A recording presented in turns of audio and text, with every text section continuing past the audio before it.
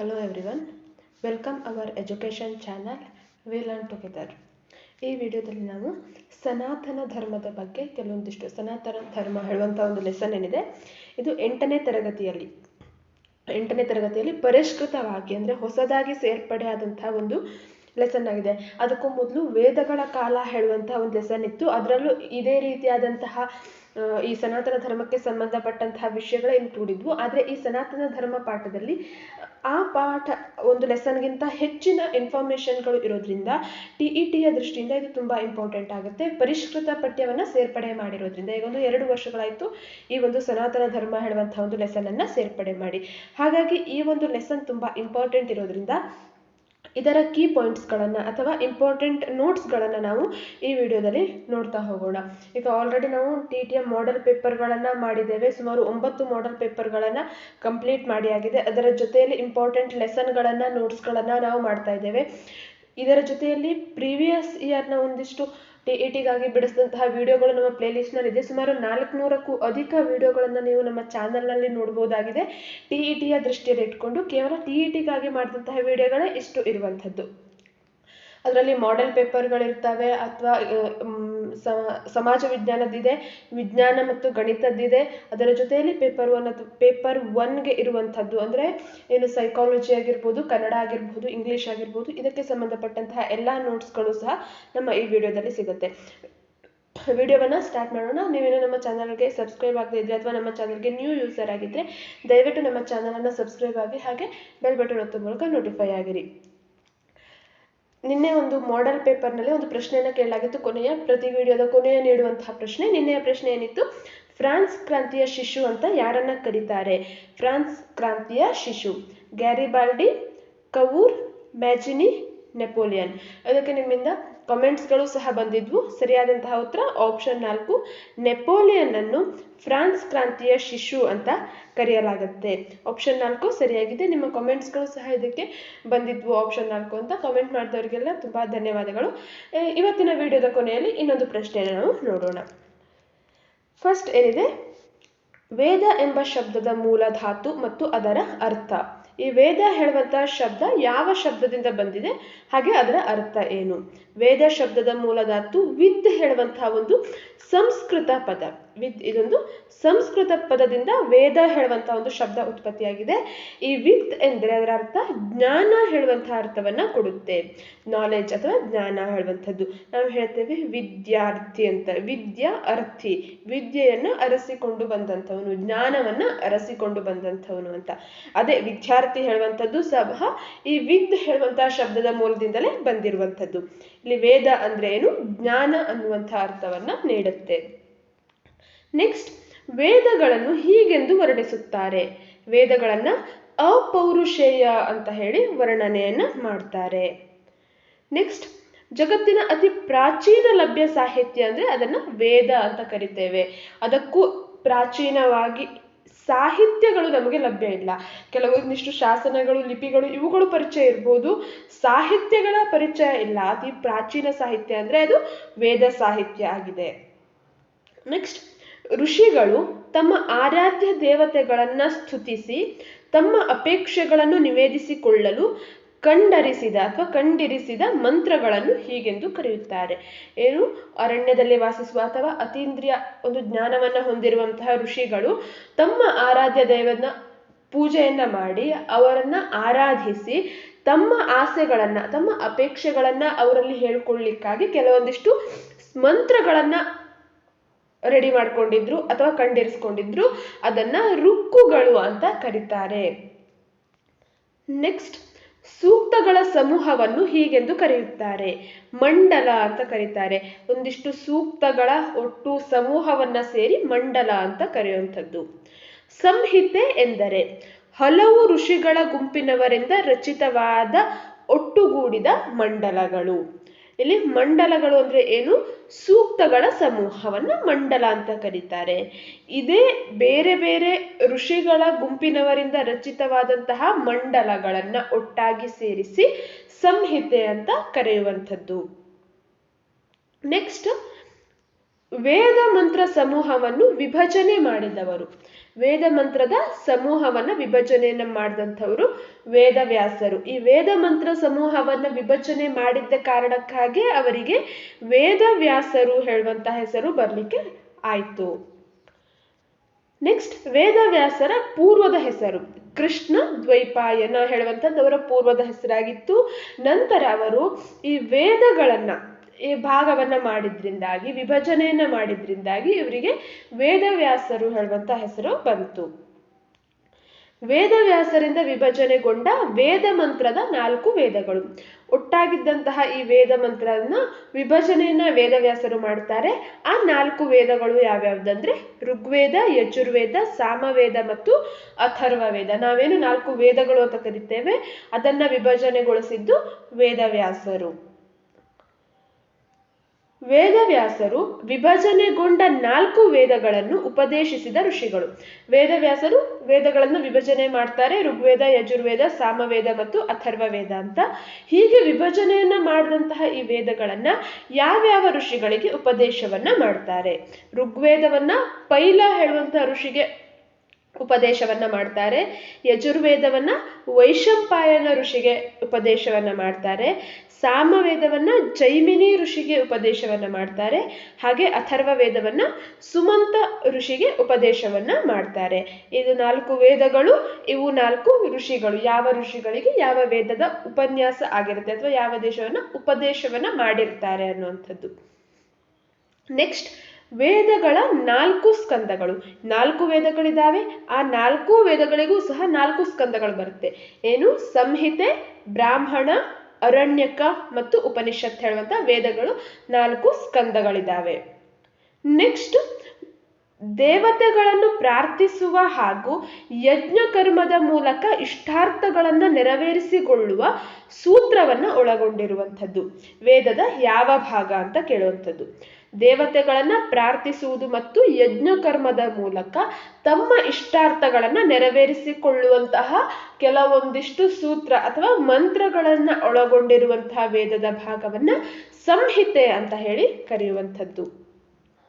Next, ಬ್ರಾಹ್ಮಣ ಎಂದರೆ ಯಜ್ಞ ಆಚರಣೆಯ ಕ್ರಮವನ್ನ ತಿಳಿಸುವಂತಹ ವೇದದ ಭಾಗ. ವೇದದ ಒಂದು ಭಾಗ ಯಜ್ಞದ ಆಚರಣೆಯನ್ನ ಯಾವ ರೀತಿಯಾಗಿ ನಡೆಸಬೇಕು, ಅದರ ಕ್ರಮ ಏನು, ಪೂರ್ವ ಸಿದ್ಧತೆ ಹೇಗೆ ಮಾಡ್ಕೊಳ್ಬೇಕು ಹೇಳುವಂಥದ್ದನ್ನೆಲ್ಲ ತಿಳಿಸುತ್ತೆ. ಅದನ್ನ ಬ್ರಾಹ್ಮಣ ಅಂತ ಹೇಳಿ ಕರೀತಾರೆ. ನೆಕ್ಸ್ಟ್, ಅರಣ್ಯಕ ಎಂದರೆ ಸ್ತೋತ್ರಗಳು ಮತ್ತು ಯಜ್ಞಗಳ ಅಂತರ್ ಅರ್ಥಗಳನ್ನ ವಿಶದಪಡಿಸುವ ಭಾಗ. ಏನು? ಸ್ತೋತ್ರ ಮತ್ತು ಮಂತ್ರ ಅಥವಾ ಯಜ್ಞದ ಅಂತರ್ ಅರ್ಥ, ಯಾವುದ ಕಾರಣಕ್ಕಾಗಿ ಯಾವ ಯಜ್ಞವನ್ನ ಮಾಡಬೇಕು, ಅದರ ಉಪಯೋಗ ಏನು, ಯಾವ ರೀತಿಯಾಗಿ ಅದನ್ನ ಮಾಡಬೇಕು, ಸ್ತೋತ್ರಗಳ ಅರ್ಥಗಳೇನು, ಇವೆಲ್ಲವನ್ನ ವಿಶದಪಡಿಸುತ್ತೆ. ಅಂದ್ರೆ ಅವುಗಳನ್ನ ತಿಳಿಸುವಂತಹ ಭಾಗವನ್ನ ಅರಣ್ಯಕ ಅಂತ ಹೇಳಿ ಕರೀತಾರೆ. ನೆಕ್ಸ್ಟ್, ತತ್ವಜ್ಞಾನದ ಮೂಲಕ ಪರಮಾತ್ಮನ ಸಾಕ್ಷಾತ್ಕಾರದ ವಿಧಾನಗಳನ್ನು ಚಿಂತನೆ ಪಡಿಸುವ ಭಾಗ ಯಾವುದು? ತತ್ವಜ್ಞಾನದ ಮೂಲಕ ಅಂದ್ರೆ ಫಿಲಾಸಫಿಯ ಮೂಲಕ ಪರಮಾತ್ಮನ ಸಾಕ್ಷಾತ್ಕಾರ, ಪರಮಾತ್ಮನಿಗೆ ಇಷ್ಟವಾಗುವ ರೀತಿಯಲ್ಲಿ ಇರುವ ವಿಧಾನಗಳನ್ನ ತಿಳಿಸುವಂತಹ ವೇದದ ಭಾಗ ಉಪನಿಷತ್ತು. ನೆಕ್ಸ್ಟ್, ಋಗ್ವೇದ ಸಂಹಿತೆಯಲ್ಲಿ ಇರುವ ಸೂಕ್ತಗಳು ಮತ್ತು ಮಂತ್ರಗಳ ಸಂಖ್ಯೆ. ಒಂದು ಋಗ್ವೇದ ಸಂಹಿತೆಯಲ್ಲಿ ಇರುವಂತಹ ಒಟ್ಟು ಸೂಕ್ತಗಳ ಸಂಖ್ಯೆ ಎಷ್ಟು ಮತ್ತು ಮಂತ್ರಗಳ ಸಂಖ್ಯೆ ಎಷ್ಟು? ಒಟ್ಟು 1028 ಸೂಕ್ತಗಳಿರುತ್ತೆ. ಇದನ್ನ ಪುನರಾವರ್ತನೆಗೆ ಪರೀಕ್ಷೆಯಲ್ಲಿ ಅಥವಾ ಪ್ರಶ್ನೆಯನ್ನ ಕೇಳಿದ್ದಾರೆ. ಹಾಗೆ ಮಂತ್ರಗಳ ಸಂಖ್ಯೆ 10,552 ಮಂತ್ರಗಳು. ಒಟ್ಟು 1028 ಸೂಕ್ತಗಳಲ್ಲಿ 10,552 ಮಂತ್ರಗಳು ಋಗ್ವೇದ ಸಂಹಿತೆಯಲ್ಲಿ ಇರುವಂಥದ್ದು. ನೆಕ್ಸ್ಟ್, ಸೂಕ್ತಗಳನ್ನ ವಿಂಗಡಣೆ ಮಾಡಿರುವ ಬಗೆ. 85 ಅನುವಾಕಗಳು ಹಾಗೆ 10 ಮಂಡಲಗಳಲ್ಲಿ ಸೂಕ್ತಗಳನ್ನ ವಿಂಗಡಣೆಯನ್ನ ಮಾಡಿದ್ದಾರೆ. ವೇದ ಸಾಹಿತ್ಯದಲ್ಲಿ ಶ್ರುತಿ ಎಂದರೆ ಋಗ್ವೇದದಿಂದ ಅಥರ್ವ ವೇದದವರೆಗಿನ ಸಾಹಿತ್ಯವನ್ನ ಒಟ್ಟಾಗಿ ಶ್ರುತಿ ಅಂತ ಕರೀತಾರೆ. ವೇದ ಸಾಹಿತ್ಯದಲ್ಲಿ ಶ್ರುತಿ ಅಂದ್ರೆ ಋಗ್ವೇದದಿಂದ ಅಥರ್ವ ವೇದದವರೆಗೆ, ಋಗ್ವೇದ, ಯಜುರ್ವೇದ, ಸಾಮವೇದ ಮತ್ತು ಅಥರ್ವ ವೇದ, ಈ 4 ವೇದದವರೆಗಿನ ಒಟ್ಟು ಸಾಹಿತ್ಯ ಏನೇನಿದೆ, ಮಂತ್ರಗಳಿರ್ಬೋದು, ಸೂಕ್ತಗಳಿರ್ಬೋದು, ಮಂಡಲಗಳಿರ್ಬೋದು, ಇವೆಲ್ಲವನ್ನ ಒಟ್ಟಾಗಿ ಸೇರಿ ಶ್ರುತಿ ಅಂತ ಹೇಳಿ ಕರೀತಾರೆ. ಶ್ರುತಿಗೆ ಪೂರಕವಾಗಿ ಬಂದಿರುವ ವೈದಿಕ ಸಾಹಿತ್ಯವನ್ನ ಹೀಗೆಂದು ಕರೆಯುತ್ತಾರೆ. ಅದನ್ನ ಸ್ಮೃತಿ ಅಂತ ಹೇಳಿ ಕರೀತಾರೆ. ಶ್ರುತಿಗೆ ಪೂರಕವಾಗಿ ಬಂದಿರುವಂತಹ ವೈದಿಕ ಸಾಹಿತ್ಯವನ್ನ ಸ್ಮೃತಿ ಅಂತ ಹೇಳಿ ಕರೆಯುವಂಥದ್ದು. ನೆಕ್ಸ್ಟ್, ಸ್ಮೃತಿ ಸಾಹಿತ್ಯ ಒಳಗೊಂಡಿರುವ 3 ವಿಭಾಗಗಳು. ಇಲ್ಲಿ ಸ್ಮೃತಿ ಸಾಹಿತ್ಯ ಮತ್ತೆ 3 ವಿಭಾಗಗಳನ್ನು ಒಳಗೊಂಡಿದೆ. ವೇದಾಂಗ, ಐತಿಹಾಸಿಕ ಗ್ರಂಥ ಹಾಗೆ ಷಡ್ದರ್ಶನಗಳು. ಇವು ವೇದಕ್ಕೆ ಅಥವಾ ಶ್ರುತಿಗೆ ಪೂರಕವಾಗಿ ಬಂದಿರುವಂತಹ ಸ್ಮೃತಿಯ ಭಾಗಗಳಾಗಿದ್ದಾವೆ. ನೆಕ್ಸ್ಟ್, ಷಡ್ದರ್ಶನಗಳು ಯಾವ್ಯಾವುದು? ನ್ಯಾಯ, ವೈಶೇಷಿಕ, ಸಾಂಖ್ಯ, ಯೋಗ, ಪೂರ್ವ ಮೀಮಾಂಸಾ ಹಾಗೆ ಉತ್ತರ ಮೀಮಾಂಸಾ. ಒಟ್ಟು 6 ದರ್ಶನಗಳು. ಷಡ್ ದರ್ಶನಗಳು ಅರ್ಥನೇ ಹೇಳುತ್ತೆ, ಶಬ್ದವೇ ಹೇಳುತ್ತೆ 6 ದರ್ಶನಗಳು ಅಂತ. ಯಾವ್ಯಾವ್ದವು? ನ್ಯಾಯ, ವೈಶೇಷಿಕ, ಸಾಂಖ್ಯ, ಯೋಗ, ಪೂರ್ವ ಮೀಮಾಂಸಾ ಹಾಗೆ ಉತ್ತರ ಮೀಮಾಂಸಾ. ಒಟ್ಟು 6 ದರ್ಶನಗಳು, ಷಡ್ ದರ್ಶನಗಳು. ನೆಕ್ಸ್ಟ್, ಅದ್ವೈತ, ವಿಶಿಷ್ಟಾದ್ವೈತ, ದ್ವೈತ ಮತಗಳು ಇರುವ ಷಡ್ದರ್ಶನದ ಭಾಗ ಉತ್ತರ ಮೀಮಾಂಸಾ. ಇದು ಯಾವುವು ಅನ್ನೋದನ್ನ ನೀವು ಕ್ಲಿಯರ್ ಆಗಿ ತಿಳ್ಕೊಂಡ್ರೆ, ಈ ಅದ್ವೈತ, ದ್ವೈತ, ವಿಶಿಷ್ಟಾದ್ವೈತ ಸಿದ್ಧಾಂತ ಮತಗಳನ್ನ ಶಂಕರಾಚಾರ್ಯರು, ರಾಮಾನುಜಾಚಾರ್ಯರು ಮತ್ತು ಮಧ್ವಾಚಾರ್ಯರು ಪ್ರತಿಪಾದನೆಯನ್ನ ಮಾಡಿರುವಂಥದ್ದು. ಈ ಅದ್ವೈತ ಒಂದು ಮತವನ್ನ ಶಂಕರಾಚಾರ್ಯರಿಂದ ಇದು ಹೆಚ್ಚು ಪ್ರಚುರಕ್ಕೆ ಬರುತ್ತೆ. ಅಹಂ ಬ್ರಹ್ಮಾಸ್ಮಿ ಅಂತ ಹೇಳ್ತಾರೆ, ನಾನೇ ದೇವರು ಅಂತ ಹೇಳಿ ಕರೆದುಕೊಳ್ಳುವಂತಹ ಒಂದು ಮತ ಇದಾಗಿದೆ. ಇನ್ನು ವಿಶಿಷ್ಟಾದ್ವೈತ ಸಿದ್ಧಾಂತ ರಾಮಾನುಜಾಚಾರ್ಯರಿಂದ ಪ್ರತಿಪಾದನೆಗೊಳಪಟ್ಟಿದ್ದಾದ್ರೆ, ದ್ವೈತ ಸಿದ್ಧಾಂತ ಅಥವಾ ದ್ವೈತ ಮತ ಇದು ಮಧ್ವಾಚಾರ್ಯರಿಂದ ಹೆಚ್ಚು ಪ್ರಚಲಿತಕ್ಕೆ ಬರುತ್ತೆ ಅಥವಾ ಪ್ರತಿಪಾದನೆಗೆ ಒಳಗಾಗುತ್ತೆ. ಇವೆಲ್ಲ ಈ ಮತಗಳು ಇರುವಂಥದ್ದು ಉತ್ತರ ಮೀಮಾಂಸದಲ್ಲಿ ಕಂಡುಬರುತ್ತೆ. ನೆಕ್ಸ್ಟ್, ಆಸ್ತಿಕ ಸಾಹಿತ್ಯ ಎಂದು ಕರೆಯಲ್ಪಡುವ ಸಾಹಿತ್ಯಕ ದರ್ಶನಗಳು ಸಾಂಖ್ಯ ಮತ್ತು ಪೂರ್ವ ಮೀಮಾಂಸಾ. ಇವೆರಡೇನಿದೆ, ಈ ಷಡ್ದರ್ಶನಗಳಲ್ಲಿ ಸಾಂಖ್ಯ ಮತ್ತು ಪೂರ್ವ ಮೀಮಾಂಸಾ ಇದು ಆಸ್ತಿಕ ಸಾಹಿತ್ಯ ಅಂತ ಕರೆಯಲ್ಪಡುತ್ತೆ. ಹಾಗೆ ವಿಗ್ರಹ ಆರಾಧನೆಗೆ ಹೆಚ್ಚಿನ ಅವಕಾಶ ಕಲ್ಪಿಸಿದ ಸಾಹಿತ್ಯ ಆಗಮ ಸಾಹಿತ್ಯ. ಇದರಲ್ಲಿ ವಿಗ್ರಹ ಆರಾಧನೆಗೆ ಹೆಚ್ಚಿನ ಅವಕಾಶವನ್ನ ನೀಡಲಾಗಿದೆ. ನೆಕ್ಸ್ಟ್, ಆಗಮ ಸಾಹಿತ್ಯದ ಶಾಖೆಗಳು ವೈಷ್ಣವ, ಶೈವ, ಶಾಕ್ತ. ಇವು 3 ಸಹ ಆಗಮ ಸಾಹಿತ್ಯದ ಶಾಖೆಗಳಾಗಿದ್ದಾವೆ. ನೆಕ್ಸ್ಟ್, ಆಸ್ತಿಕ ಪಂಥ ಅಂತ ಕರೆಯಲ್ಪಡುವಂಥದ್ದು ಯಾವುದು? ವೇದ ಪ್ರಾಮಾಣ್ಯ, ಕರ್ಮಫಲ ಮತ್ತು ಪುನರ್ಜನ್ಮಗಳನ್ನು ಒಪ್ಪಿಕೊಂಡಿರುವಂಥದ್ದನ್ನ ಆಸ್ತಿಕ ಪಂಥ ಅಂತ ಕರಿತೇವೆ. ವೇದ ಪ್ರಾಮಾಣ್ಯ ಅಂದ್ರೆ 4 ವೇದಗಳನ್ನು ಒಪ್ಕೊಂಡಿರ್ತಾರೆ. ಕರ್ಮ, ನಾವು ಮಾಡಿದಂತಹ ಕರ್ಮಕ್ಕೆ ನಮಗೆ ಫಲ ದೊರಕುತ್ತೆ ಅನ್ನುವಂಥದ್ದು.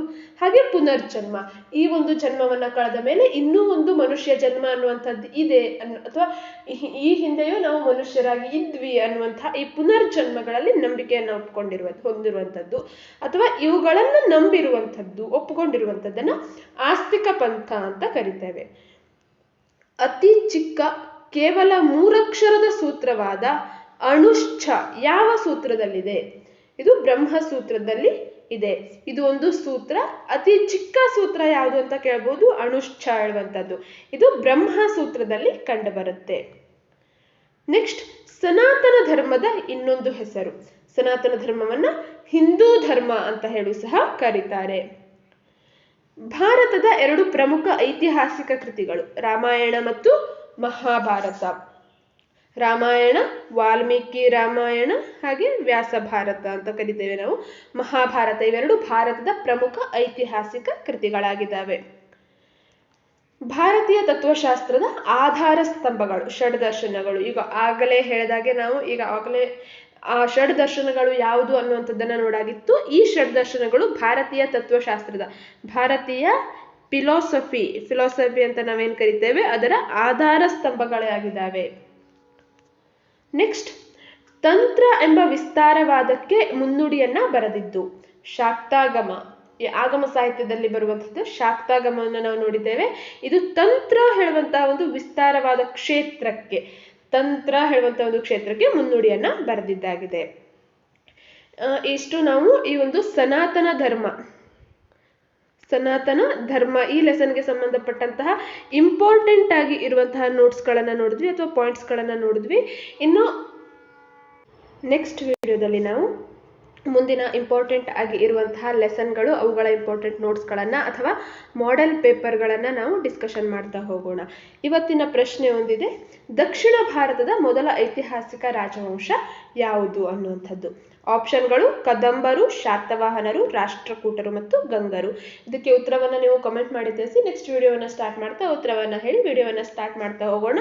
ಪ್ರಶ್ನೆ ಏನಿದೆ, ದಕ್ಷಿಣ ಭಾರತದ ಮೊದಲ ಐತಿಹಾಸಿಕ ರಾಜವಂಶ ಯಾವುದು? ಕದಂಬರ, ಶಾತವಾಹನರು, ರಾಷ್ಟ್ರಕೂಟರು ಮತ್ತು ಗಂಗರು ಹೇಳುವಂಥದ್ದು ಅದಕ್ಕಿರುವ 4 ಆಪ್ಷನ್ಗಳು.